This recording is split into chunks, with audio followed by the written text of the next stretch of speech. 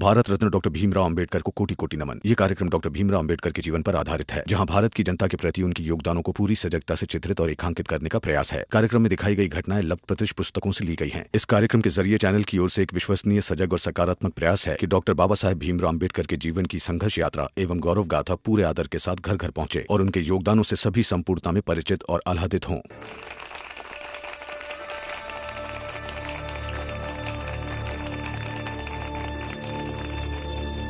आखिर बुआ ने माफी मांग ही ली।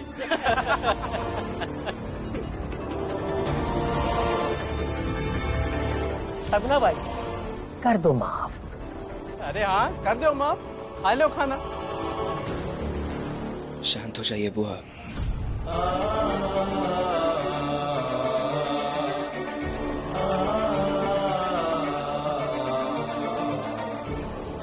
लो बस खाओ, मेरे लिए भूखी मत रहो, तुम भी खाओ।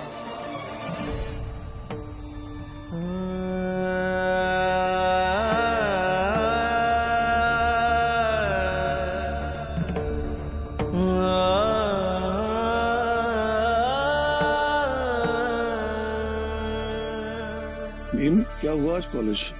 मेरे लिए आसान रास्ता तो यही था कि मैं प्रिंसिपल सर की हर बात मान लेता, लेकिन अगर मैं ऐसा करता तो वो मेरे ही उसूलों के खिलाफ जाना होता। लेकिन गुरुजी पढ़ाएंगे ही नहीं, तब को कॉलेज में जाना ही क्यों है?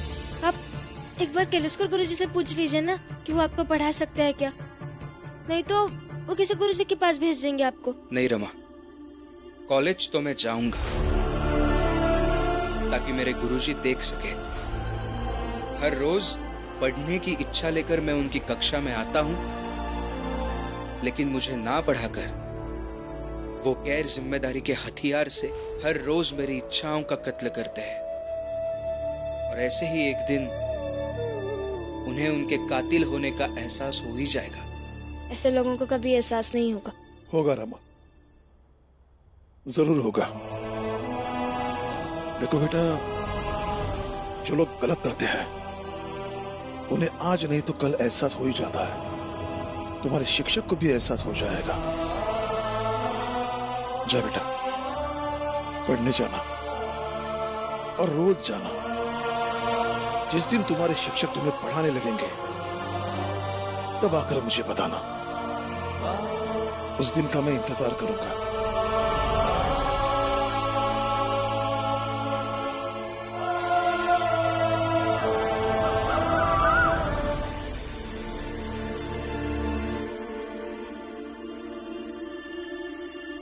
भीमराव, अच्छा हुआ तुम यहाँ मिल गए। प्रिंसिपल सर ने तुम्हें केबिन में बुलाया है, जाइए जल्दी।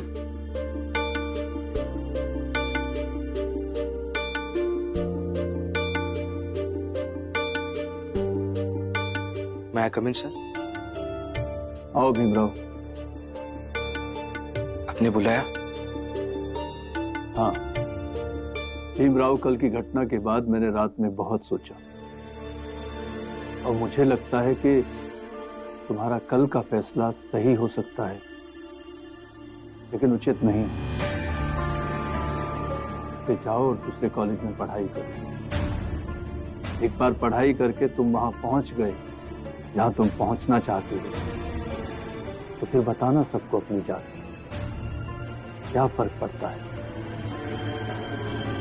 आपने मेरे लिए जो चिंता दिखाई उसके लिए बहुत बहुत शुक्रिया सर। लेकिन इमारत की ऊंचाई अलग बात होती है और उसकी मजबूती अलग बात। रास्ते ही अगर गलत हो तो सफलता स्थायी नहीं हो सकती है सर। भीमराव, मैं इसलिए कह रहा हूं क्योंकि सभी टीचर मन बना चुके हैं। वो कोई ना कोई बहाना बनाएंगे और तुम्हें नहीं पढ़ाएंगे। पढ़ाएंगे, जरूर पढ़ाएंगे सर। मैं अभी चलता हूं, नहीं तो क्लास में देर हो जाएगी।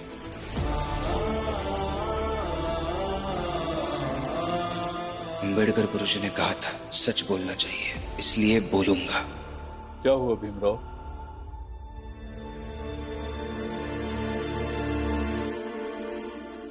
कुछ कहना चाहता हूं सर आपसे। कहो। सर, किसी भी संस्था या प्रणाली में जो श्रेष्ठ होते हैं, हर मसले पर उनके द्वारा अपनाया गया रुख बड़े ही स्पष्ट और बड़े बड़े अक्षरों से इतिहास में लिखा जाता है। फिर भविष्य तय करता है उन लोगों के अपराध को। आप इस कॉलेज के श्रेष्ठ पद पर है सर।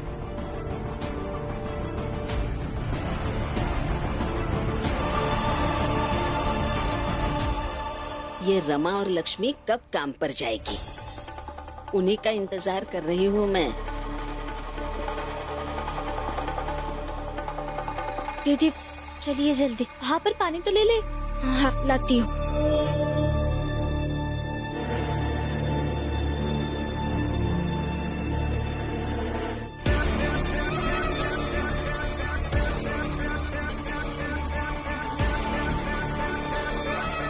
रमा जल्दी कर।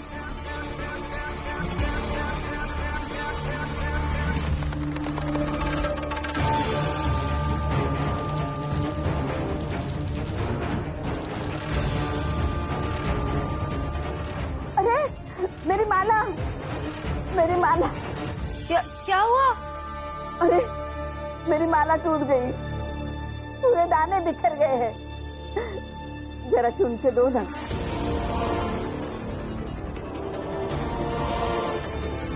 रमा, मुझे तो लगता है इन्होंने जानबूझ के ये नाटक किया है ताकि हम काम पर ना जा पाए।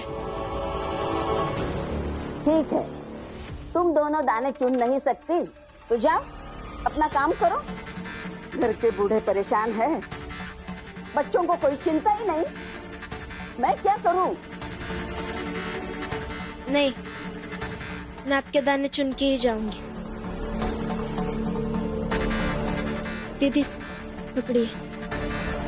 रमा, पर हमें काम ढूंढने जाने में देर हो जाएगी फिर। पकड़िए।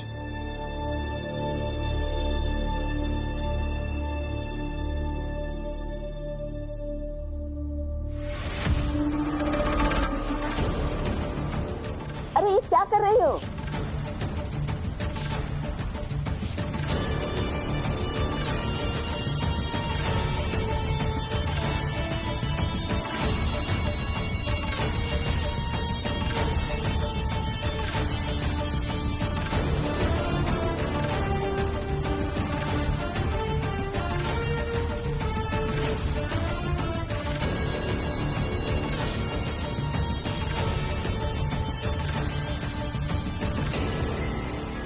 अब इस बुहारन को यही रहने दीजिए। जब हम शाम को लौट के आएंगे तो इस बुहारन में से आपको दाने चुन के आपकी माला बना के दे देंगे। अरे अभी चलते। अरे वाह सगुना भाई, वाह वाह। साजिश से आज तक कोई किसी का रास्ता रोक पाया है? क्या रमा और लक्ष्मी का रास्ता रोक पाती? दीदी, कल ही सबके सामने माफी मांगी है ना आपने, अभी भी नहीं सुधरी? जीजा भाई, एक दिन देख लेना, तुझे भीम और रमा दोनों से माफी मांगनी पड़ेगी। और वो दिन दूर नहीं है जीजा भाई, याद रखना।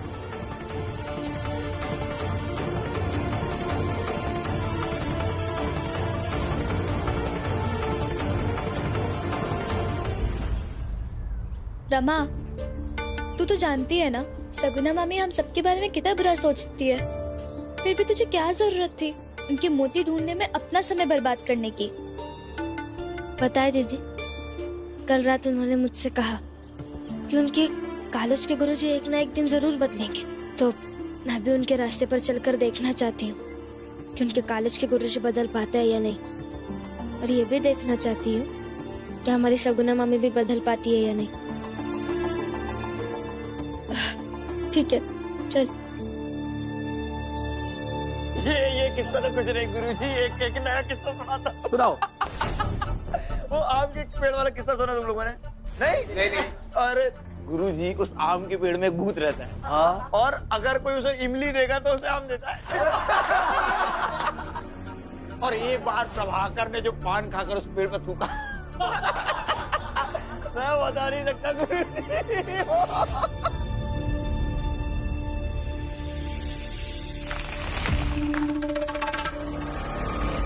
अरे भीमराव,